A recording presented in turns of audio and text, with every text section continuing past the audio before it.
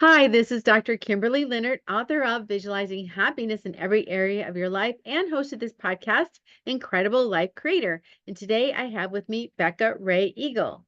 Hey, Becca Rae. Hi, how are you this evening? I am great. I am so happy to have you on the podcast today. And just so people know you, I'm going to read your short bio. Thank you. Becca Rae Eagle, pen name Noelle Trist, is a wife, mom to a college-age son, avid hiker, podcast host of the podcast Sacred Penning, somatic meditative journaling, and a teacher since 2000. Becca served as an English instructor for nearly 20 years in public schools and community colleges and currently teaches third grade at a private school in her community. She is an empath, HSP, intuitive mental health advocate, woman of faith, and a soul tender. Becca is also an international best-selling author and international speaker in training. She has been featured in at least a dozen podcasts and Julie Brown's acclaimed book, Masters of Change, focusing on her resilient healing path. Her first work, Embodying Joy, a Heart Journal, a memoir with journal space for body, mind, and spirit, is available on Amazon. Her piece, Anchored by a Star, is featured in the international best-selling collection, Ignite Your Faith. Her next book will be released in 2025. Writing as Noelle Trist, she is proud she is a proud staff writer for Women Who Podcast magazine. She also blogs on Substack. She is the transformative soul journaling practitioner. Becca's signature sacred penning somatic meditative journaling method helps women with AED activating and energetic discoveries, transformative writing experiences for body, mind, and spirit. Becca offers customized journaling retreats for individuals, private groups, corporate organizations, and community events. All right. Well, I would love to hear your story. And also I'm gonna ask you about some of these things because some of these things I just read, I don't know what they are. So I'm definitely gonna be asking you some of these things as we go. But let's get started with your story. Well, my story is I've been journaling since I was 8 years old. So I have been making sense in my way in the world and discovering through the end of a pen since I was a little girl. I am an outdoor enthusiast. I absolutely love being outside. It frees me, it makes me very happy. And besides being outside, I was inside in my journal. And I had some pretty traumatic stuff happen when I was about 8.5, and I had no place to put it. So I learned that between the pages was the safest place, and that I could trust God and I could trust my journal.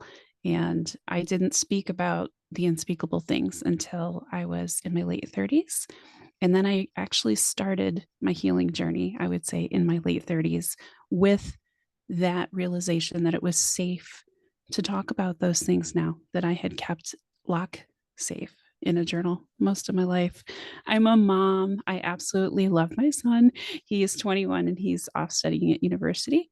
And he is a person with autism. So he is my hero. He's my why. I take such pride in how far he's come, and he is a little renaissance man. He's incredible. He composes music, he's an artist, and I couldn't be more proud. So he's my why. I'm married, happily married. I'm married the second time to a person that I moved all the way across the country from New York to Colorado just to see about a boy, as they said in Goodwill Hunting, and it turned out wonderful. We've worked really hard on our marriage. It's been a marriage of not for better or for worse, but for worse or for better. In the first year, we both lost our moms to brain cancer, which was so hard. So we've had a lot to heal and deal with together, and journaling has been a part of that the entire time. Besides doing all that, I've been a teacher for 24 years, and boy, this year has been so much fun.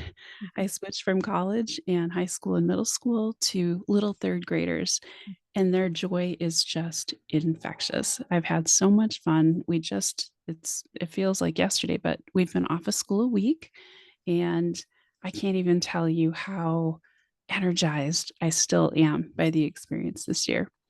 Besides teaching little kids, I also teach women how to heal from their own trauma. And I put the ball in their hands by putting a pen in their hands. I lead them through somatic meditative journaling experiences on my podcast and in private retreats and one on one training, sometimes small groups and large groups. But I want people to dig in, delight, and discover who they are and what they can be, because I'm there to show the way, but not show them what to find. It's a beautiful process. So that's a little about me. Sounds so wonderful. And so much good can come out of trauma. It's no fun going through the trauma that, we all have trauma of some kind or another that's happened sometime in our life, but specifically the ones from childhood where, we don't, a lot of times we don't even remember them. We have pushed them in our mind so deeply that we even forgot that it happened. And then it does, it comes out when we're 20, 30, even 40, sometimes later. And all of a sudden it comes into our awareness, and you're thinking, oh, I reacted this way, or I did this, or I made this decision because of this trauma decision I made as a child. But you don't realize that that subconscious mind, those pacts, those promises, or those things you told yourself early on are affecting you so much. And so to be able to release those things and have more choice and choose, oh, I'm choosing this now. I'm actually choosing this. I'm not just reacting to something that shouldn't be controlling me anymore. Yeah, I specifically kept it a secret until my perpetrator and his wife passed away, because they were such an integral part of my grandparents' community and literally their street. So I didn't want to rock the boat in any relationships. And when I finally heard that his wife had passed away, I knew I could come forth and finally talk to my family and not hurt anybody. I didn't want to press charges. I didn't want to hurt his children. I didn't want to hurt anything. I just wanted someone to hear my story, because it had hurt so much. And I didn't realize how pushing it down had affected so many different things in my life. And I wanted to clear that up so that I could live the rest of my life without that on my back. Exactly. So, there's so many ways to clear those traumas, and writing is definitely one of them. It's one of the ones I think feels the safest, because you're just, like you said, you're just you in your journal, and you're writing in your journal. And if you have even fear around that, I guess you could lock up your journal to make sure no one else sees it. But when you're working with people, how do you help them dig into those areas that are so tender? I welcome them. It's an invitation. So I don't consider myself a journal therapist. I am a certified educator. So I've had a lot of training around how to deal with different traumatic situations and sensitive topics, and how to make people feel welcome and safe, because I've been working with, from I've taught preschool up through college. I mean, I spent a couple of years even teaching preschool. I've welcomed some of the most tender people from the ages of 3 up until their 80s, when they're in a community college classroom coming back to school, and approaching each person with so much dignity and love and trust, and just inviting them to share what they're ready to share, and knowing that I'm not here to be the healer, but to help them along their path of healing, so that it's a very safe and guarded relationship in terms of the boundaries that we create with each other. It's always an invitation for you want to how far you want to go. I always say we're going to get gritty, because I want people to know this isn't like journaling party, or this isn't fun journaling just for, um, developing a diary habit, or just for setting goals, or just for gratitude. We're really getting into some things that people choose to dip into, to really go through to the other side and see who else they need for support. I'm a teacher, I'm an instructor, I'm a facilitator.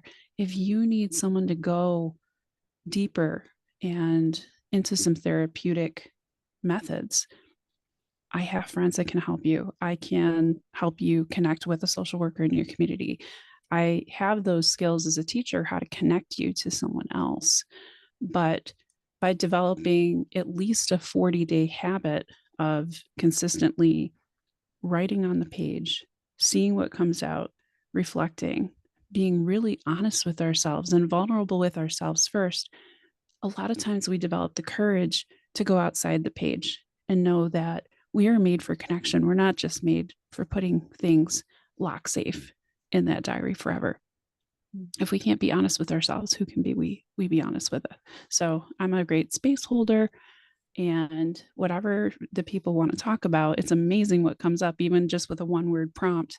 Some of the reactions that I would get off of my Instagram last summer, this one word made me think of, oh my goodness, I would have never thought that. It's always an intuitive process. And where I meet the journaler is just a really sacred relationship because they're trusting me enough to share how that word or that experience is affecting them. So you just give them a word and say, write about this word. That was last summer. Yeah. As a writing teacher, I've taken a lot of different writing classes, and I've also taken things from the Center for Journal Therapy, but just to be guided so that I have some tools in my tool pocket, or my tool belt to lay out. And I always customize it to how long somebody's been journaling, what depth they'd like to go to, how much time they have in their schedule. Would they like to just do journaling? Do they want to do my whole process, which is somatic meditative journaling? So do they want to involve their body, their mind, and go a little bit deeper into what I call the spirit, the most essential and deepest part of you? So it's always an invitation what and how far people would like to go. Last summer, it was one word prompts. This summer, I'm offering 40 days for free. I call them I am statements. And there's a lot of research. The late, great Dr. Wayne Dyer had some meditations with this type of prompt. Gabby Bernstein, who's one of my mentors, not personally, but I've read her books and I've taken her classes and things like that, also believes in this methodology where you're stating an I am statement and it really helps you to focus on what you would like to journal. So that's another thing that I do, but I always provide prompts for people. And usually, like on my podcast, I will provide sacred music. So a sound healer, a verified sound healer, has given me the rights to use his music to help people really drop into that meditative state, really let go of any judgment, tap into that intuition, and just go literally with the flow of their pen. So it's such a fun process to see, but I always have a prompt for people. It's never just write whatever you feel like. I'm a real guide. I pick a focal point for someone to shoot toward. And if they want to develop their own focal points, I help them to realize what they would like to focus on for a given amount of time. We might make like a 1 week prescription, so to say, of what they would like to go through and get through, and then talk to me the next week. Or for my 40-day penning cycle, it's usually about a theme. And I have different themes based on the season, based on what people have told me they need. Summer, it's more fun. Like I have a book based on the Alchemist sacred penning course, just to think about that book and how it inspires us in such positive ways. But I always have something to give a journaler to really focus on so that we're not just going everywhere. And I can also kind of hold their hand a little bit along the way and know they're not running off into left field and I can't find them. I always want to be able to track my way back to a journaler. That makes total sense because I know even in my personal journaling, sometimes I'm like, I think I'm writing the same thing. Am I writing the same thing? So, but I had a question about this. You know how a lot of times music teachers will say anybody can sing. We can teach anyone to sing, but A lot of us think, no, we can't sing. But when it comes to writing, there are people who feel like I can't write. Either they have some form of dyslexia or, coming up in school, they really couldn't get their thoughts on paper. They had a really hard time with writing. So how do you coach those people that are like, yeah, I want to do this, but I just can't write or I can't spell, they say I can't spell. Well, spelling doesn't matter anymore. I hate to say that as an English teacher, but there are ways that we can fix that. And so many people have so much trauma, literally, from the way that they were raised as writers to focus on the perfectionist side of the writing. And in journaling, we're not doing that. When I'm coaching people toward a writing goal, like I used to coach people to write books. I didn't enjoy that because we always had an outcome that was so perfectionist. You have to have it this way in this manuscript for this particular publisher to even look at it. Or if you want to take it to um, Amazon, even the private publishing where you're submitting your own manuscript, it's very particular and it's very tedious for some people. And then I found that some writers were not in that space to have the stamina to even do a full length manuscript, but everybody can create something of value to themselves in terms of writing on the page. But that's why I don't do that part anymore. And I've coached people with college essays and resumes and cover letters and many books. I think last year was 11 people that I helped publish and ghostwrite and various things. But my passion is helping people write for themselves so that they can make sense of it and bring that to their real life applications. So I leave the book doula service to other people now, because everybody can write. It's just a matter of what genre you are and how you want to free yourself. I have so many people that would like to do a full length mystery novel, but really their genre is romance, or somebody's a poet and they want to write, this big fancy thesis on something. There are people that you can talk to and hire to write your ideas. It's just a matter of figuring out the essence of what goes on the page. That's what's most important to me. So, helping people get to the essence of what they would like to write about and who they are and how to apply that to their life. That's more of my skill set. Do I help people still write books? Not anymore. Did I enjoy it for a little while? Yes. But my passion is getting people to be vulnerable enough and have enough clarity to figure out what they're going to do with the authentic writing on the page, not the one that they're writing for an audience. We have an audience of one. It's you and your higher self. It's you and your spirit. It's you and whoever you would call, like I call God, because you're put here for a reason. And we want people to get to that reason by digging in. So, reflection is also a part of the journaling process that I always lead people through. What's bugging you on the page? What's making you curious? What's making you elated? I always look at those types of things so that we're not evaluating and focusing so much on the grammar and the spelling and the format and the typesetting, any of those things.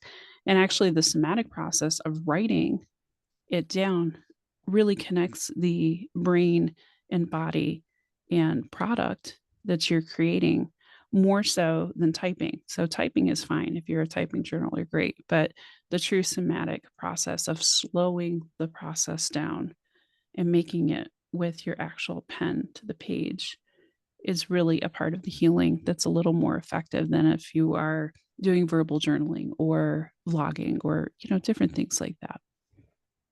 So, so people are journaling, and my question is, I'm thinking how to say it.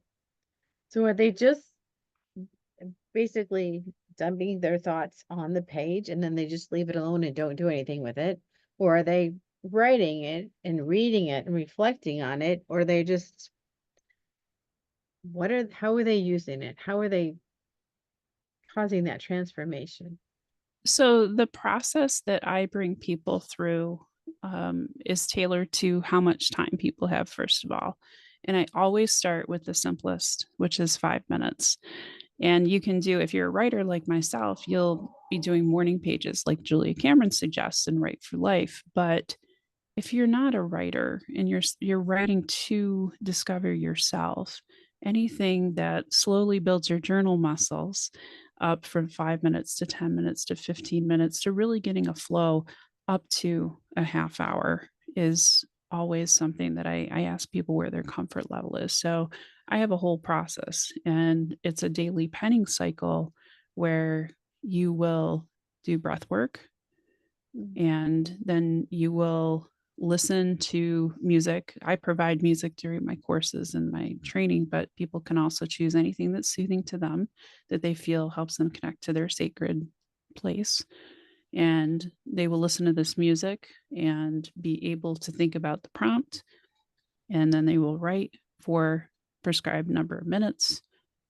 We will stop the music. They will go back and reflect with a certain methodology that I have. That was just one of them that I was talking with you about, but there are so many different things that you can go back and ways that you can reflect. Um, and they will take that prompt and think about it for the rest of the day until they sit down at night. And then they also go through breath work, some somatic stretching, some journaling, and really think about with gratitude how that prompt in the morning served them throughout the day, how they grew throughout the day, what they have to be thankful for. It's not just plain old gratitude journaling. I had a great day. I went for a hike. That's wonderful. And that really helps you to connect to all the abundance that's around you, because you're always in a space of receiving something beautiful daily. But if you're not looking back, this is specifically looking back at what you discovered throughout the day that you thought about at the beginning of the day. And then for me, it's 30 minutes in the morning or 15 minutes in the evening. Or for me personally, as a writer, it's 60 minutes in the morning of this whole sacred penny practice, and then 30 minutes at night. It just depends on what serves the time frame.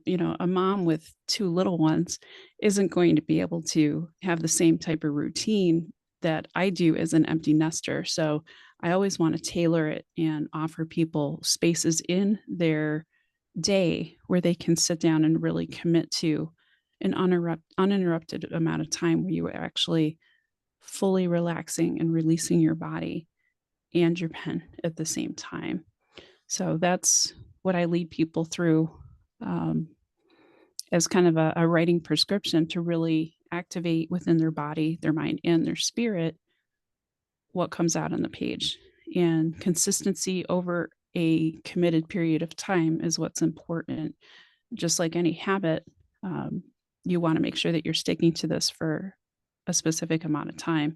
40 days is a perfect window for solidifying a practice. And then you really know, I really like journaling, where this really isn't the self care methodology that I like, but everybody changes in some positive way over the course of those 40 days, which is beautiful, either because you've never taken time for yourself and you finally are, Mhm.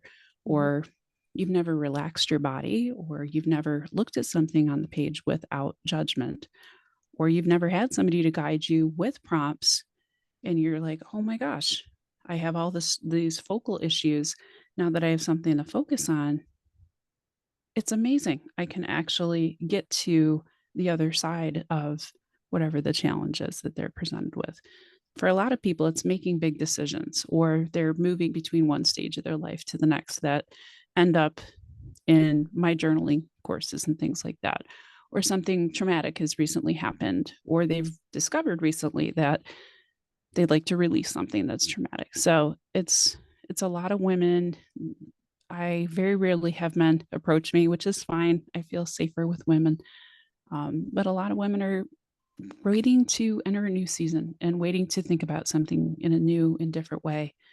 And for me personally, that's where the transformation started happening in my life, is applying all these tools within a prescribed routine to myself, and a commitment to myself to make sure that I was moving in a better direction than what I had before. Well, So, do you find that people start to see patterns? So, you're giving these prompts every day, but do they start to see a pattern? Like, I know sometimes when I work with people and I'll say, okay, which area of life do you want to work in? Career, money, relationships. And even if they choose relationships, guess what? Money comes up, career comes up. So, as we're working in what we think is this category, everything still from all the different areas still come up. So do they start to find a pattern of thinking or like see a pattern that helps them realize something? They see where they're stuck, honestly. They see what they need to release. They see what emotion keeps popping up. A lot of times people are constantly wrestling with the same emotion day after day, and it's not an emotion that they've named before. "Oh, I didn't realize I was angry," or "I didn't realize I was disappointed," or "I didn't realize I was so resentful toward whatever." But it's beautiful to see them acknowledging that emotion so that they can move past it, because otherwise it's, just the same program going over and over. One of the options I had this summer for a course was new soundtrack, new you. And I'm like, change the soundtrack, change the background music because you're so used to what you've been feeding yourself because it's comfortable, because it's something that you liked before. Have you tried something new? Have you tried a new song? Have you tried to see the way that your body moves when you play this? Have you tried, you know, looking at journaling in a new way? Because a lot of my journalers have tried journaling in the past, but it was a very different animal to them, and it wasn't one they wanted to go near at the zoo. So it's it's interesting to see what kind of transformation they have about the process too, or they haven't felt that they could lead themselves through their own breath work. My goodness, you breath work is such a beautiful modality of healing, but you can take that to somebody else. But it's not to say that you can't take time with your own breath. Why don't you trust yourself? That you can't do these very simple somatic exercises and feel the benefits without having to go to a therapist to do them. There's so many healing modalities that are wonderful once you learn them, that you can do small amounts in a safe way that you're not going to hurt yourself. You Mhm. can explore with them, and you can feel the benefits that you want to take to, maybe now I want to explore somatic yoga, or maybe I would like to go to a, monthly breath work or weekly breath work or daily, who knows? Um, or maybe I'd like to try tapping, or, there's all sorts of healing modalities that people can really start to recognize once they know what they need to deal with on the page. Mm. So you're never in the same place that you started, even if it's just a little snippet. Uh, I've had people take a retreat with me and say, I've never thought about this in that way, or I've never done this in that way, or I've never thought about applying one, two, or three of these modalities together. And there are always tears. It's just beautiful, and not anything in a bad way, just tears of release, tears of joy, tears of, "Oh, my goodness, clarity." Where can I go now? And I love that about journaling. Mm. I wanted to ask you about your own journey. You said you started journaling when you were 8 after traumatic experiences, and but then as you got older, you actually started to heal those things. So when did that transformation or when did that happen? Was there like a certain day, time when all of a sudden you were like, "Oh, I'm releasing"? I mean, how did that work for you? How did you continue healing? I journaled my way through every, I guess, challenge that I've ever had. I mean, if you take my journals, some of them are gone now, like especially ones that I had during going through my divorce. That was a very hard time. I married my college sweetheart, and we had a beautiful son together, and just I thought everything was going to be storybook, and it wasn't.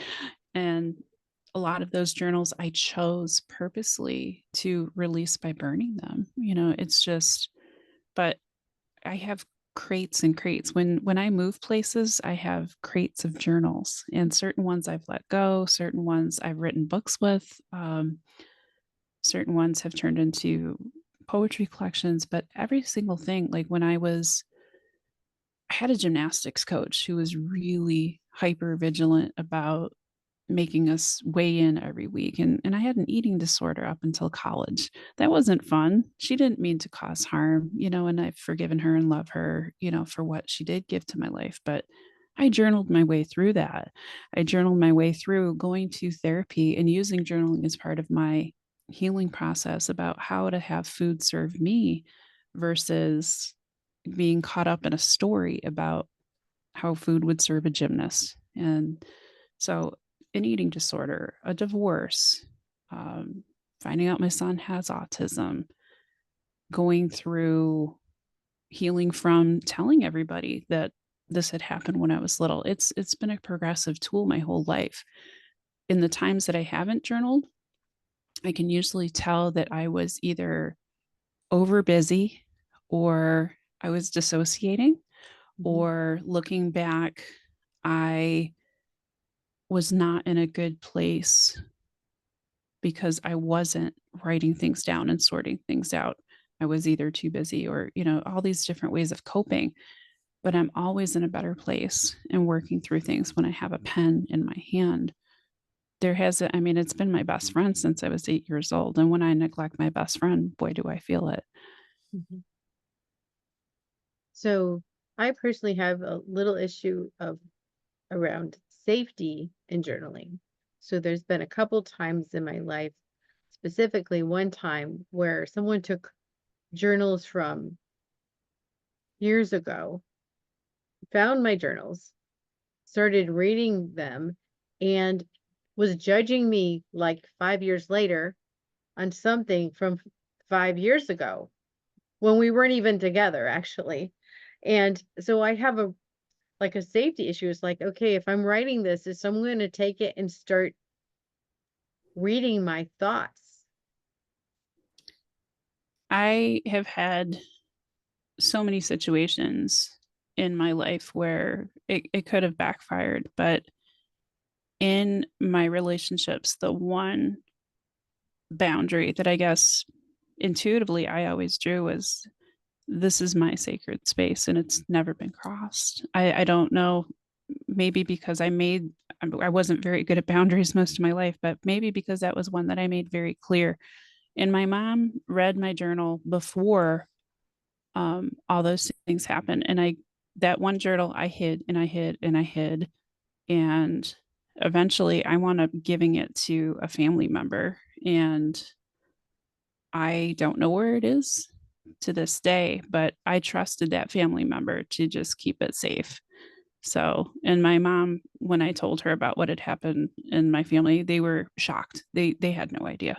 So I know that wherever it went, that those lines weren't crossed. And I can't, and I've been through some pretty, sad things with my ex-husband, just when we were breaking up. And um, my current husband had some terrible grief to go through when we both lost our moms in the same year. It was just, he was just in his own personal hell and, you know, wasn't in a good place. But I never felt my journals were unsafe. So I feel bad for especially women that I've met that have said, I've had my privacy interfered with. I have had those boundaries crossed. And I always say it's better out than it was in, because something would have exploded on that person, or it would have come up eventually outside of the page and it probably wouldn't have been in a very pretty way. So truth is in those pages, and our truth changes over the years. Who we are when we're 35 and then I'm like approaching 50 are three different lifetimes ago. It's always an evolution. So if somebody can't appreciate what you have done to grow and evolve, then that's on them. it's not on you. And that's really, I'm really sad that you had that experience. That I can feel it in my heart um, as you're talking about it. But I guess making those boundaries pretty clear. Um, and that's something I always did. I guess that's how I dealt with that. Well, thank you. Yeah. So when I was looking at your bio, you have so many things you're doing, empath, HSP. What is HSP? Intuitive mental health advocate, woman of faith. Talk about those things and what do you mean by that?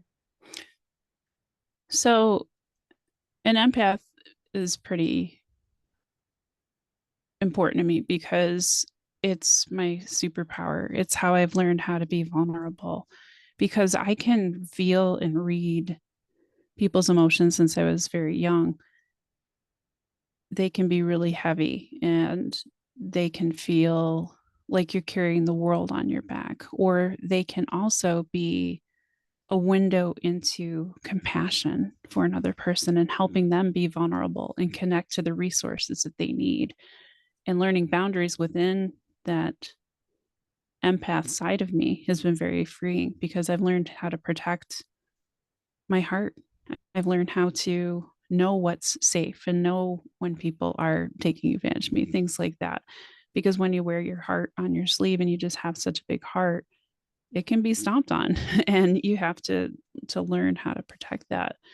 As an HSP, it's a highly sensitive person, so being an empath, I'm also highly sensitive to the way people are feeling in a room and just in an energetic. When I walk into a room, I can kind of feel if something bad has just happened or if I can apply humor to a situation. It's just I can read people's energy, and it can be a blessing and a curse. But because I'm almost 50 now, I've kind of learned how to know when to guard my sensitivity and when to just let it flow, because I always say I have a big T on my head to my students. They were always talking to me, all the kids who everybody didn't like, the trouble kids, they would always come talk to me, and I'm like, what don't you see in this person? Just, I don't know.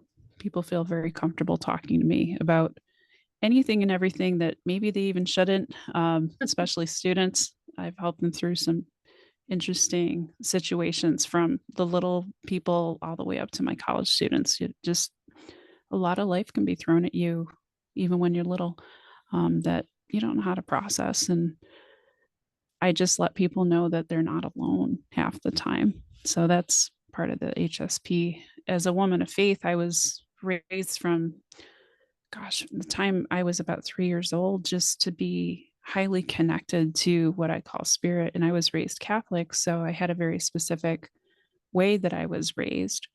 But I call myself an open minded Christian now because I have a very deep faith in what I believe, but it doesn't mean that I don't love everyone around me and find absolute awe and gratitude for how they are processing the world. So I'm always pointing, I'm always going to tell you that God loves you and God has a plan, that everything is going to be okay, and that you have no idea how much you're loved. So those are some of the things that I think are universal, no matter what we call, you know, God, in my religion. So faith is everything to me. It's the one thing growing up that, from being adopted as a little girl and not understanding that, to having those horrible things happen when I was 8.5, to why is my gymnastics coach crazy? Just, just everything made sense of finding understanding through the fact that they were a loved human being too. They were imperfect just like me.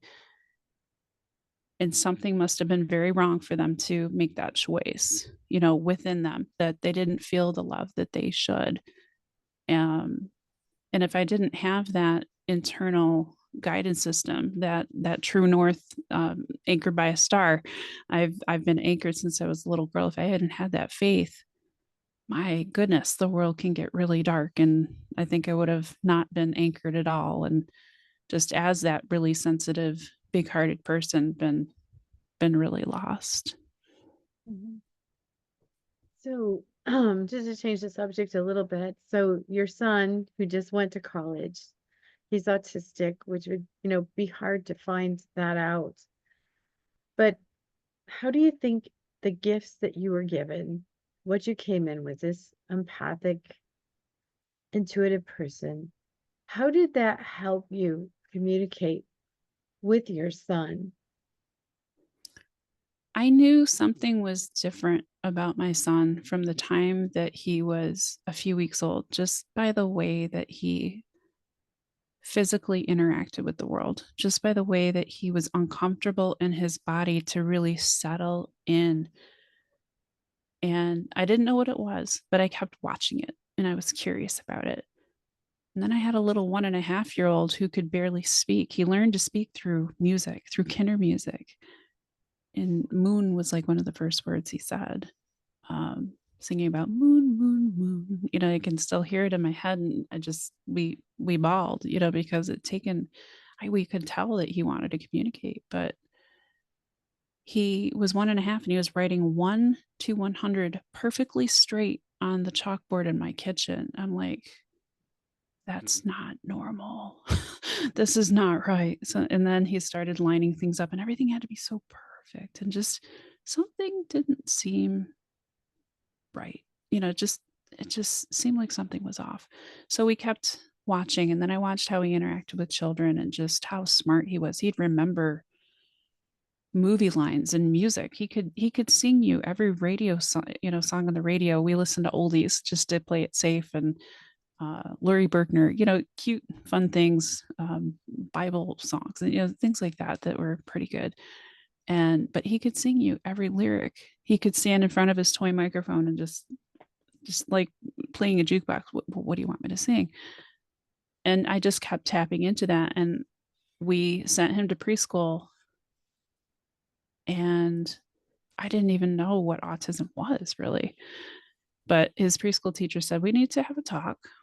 I'd like you to have someone watch your daycare kids, because I pulled him and I took a few years off and pulled him with me because he had ear infections all the time. And I wanted to focus solely on him. And so we invited some kids. I became a daycare provider for a couple of years. But she pulled me aside and she's like, we need to have this conversation. And I want you to block out about an hour. So we did. And everything started to make sense. I knew I had a really special human being. And because I always looked at him through the lens of love and possibility, I didn't see all the things that people were telling me. I didn't believe them. Oh, he's never going to. Oh, no, no, no. No, that's not how that's going to be.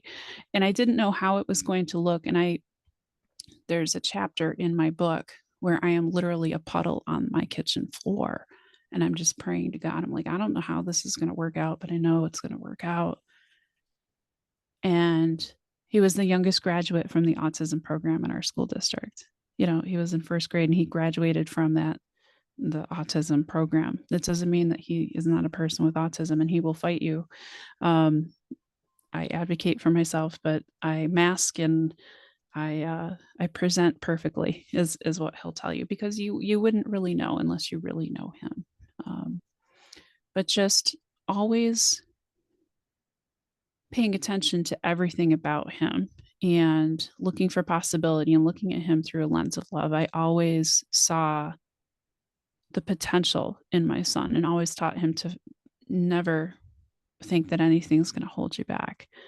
And that's just how he's approached life. He has big dreams, he has big goals, and he meets every single one of them. And it's just incredible to watch him. He failed his first class last year. He'd probably kill me for putting this on the air, but he finally met something that, even with some help, was too difficult, and it crushed him. It really, it was so hard, but it was hard for me to let him go through that, because he really needs to train his mind to work that way for statistics. So he needs to still kind of get that monkey off his back, but that's life. You're going to find things finally that you come up against that you need to look on with a new lens, a new way of working through that course or those math problems that'll make sense to you, because it just didn't make sense to him. But I wasn't going to let that stop him from the rest of school. I'm like, this is just one bump, buddy. We're going to get over it and you're still going to live your dreams. So, I mean, every step of the way, I I'm still just in awe of I'm thinking of the day he graduated from high school. What How proud we were for him to graduate with a 504 plan, a kid that they said, well, we don't know, like he may, all these hems and haws when he was so little.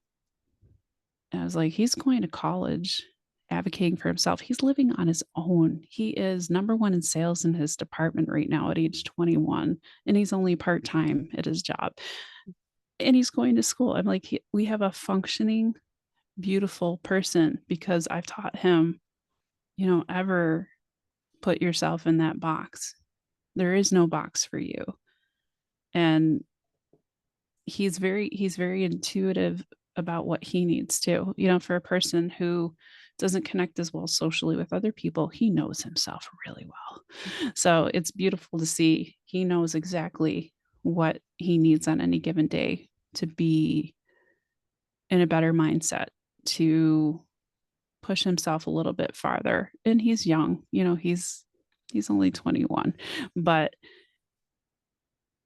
if I hadn't looked with a lens of faith and with a lens of this is my little miracle instead of the world is over, because that's how it felt for a couple of weeks. Just everybody's telling me, well, I had one of his elementary school teachers told me he was going to end up in prison because he lied once about something. And I'm like, Oh. something is wrong with you.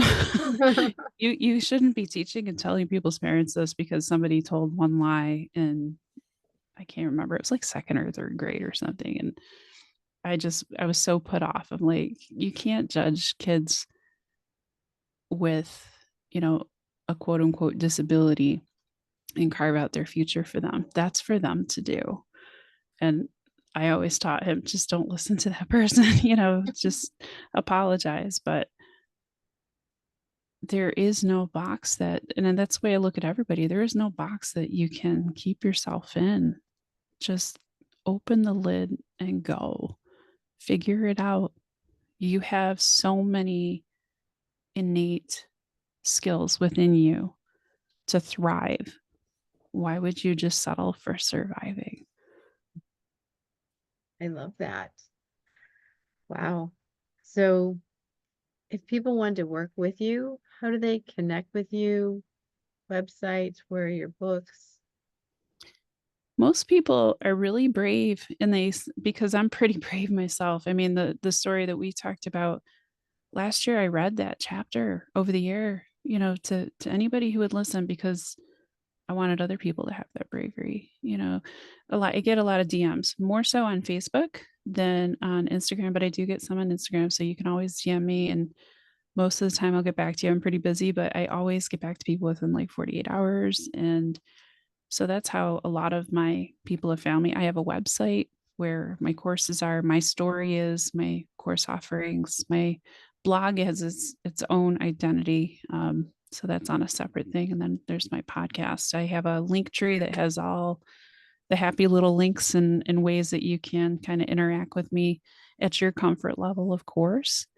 But most of the time, I'm just a pretty happy third grade teacher who would love to talk to people and in the evenings, help you develop some tools for yourself. Beautiful. So now I have a personal question. What gives you the most happiness and fulfillment in your life at this point? Oh my gosh. I think you can tell I'm a proud mom. Watching my son grow has been amazing. Watching my husband heal has been so inspiring. I mean, I didn't know, I fell in love with this person and I didn't know the capacity for just grief, the fact that we were both grieving together and just watching the way that each of us were grieving interchangeably over that year. It gives us such respect for one another to get over that um, in our own way. And just that's giving me joy to watch him blossoming again. And of course, I love teaching, just any place that I am watching someone bloom, including myself in the mirror. This year, I've met a weight loss goal, which has been significant to me.